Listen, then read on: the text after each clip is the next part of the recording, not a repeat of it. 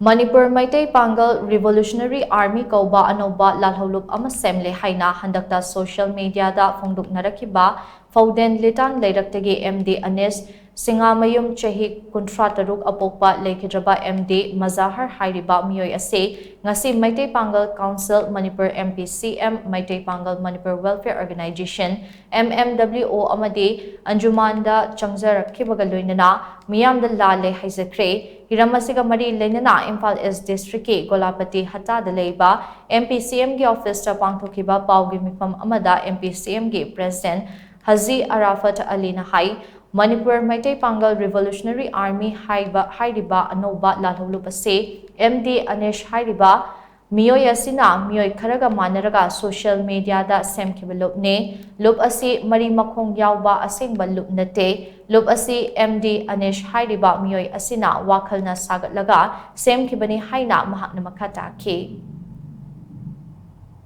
Handakta nauna viral chatkiba MPRA Manipur Meitei Pangal Revolutionary Army haiba ama nauna sapongkibagi matangda khoi loop ahum masida changjaraga miyam lebak miyamda mahakna Lalle amasung sugumba loop asi leite haibagi miyamda sengdokchabagi tanja amadu ngasi khoi organization loop ahumgi mamangda khoi thamjage isana changjaratuna haiba loop asi leite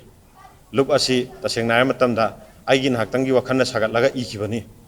maduda karigumba amata kanagumba amagi karina ketorga edokibnate ay laibak mayamda Lalle haina sengdokchari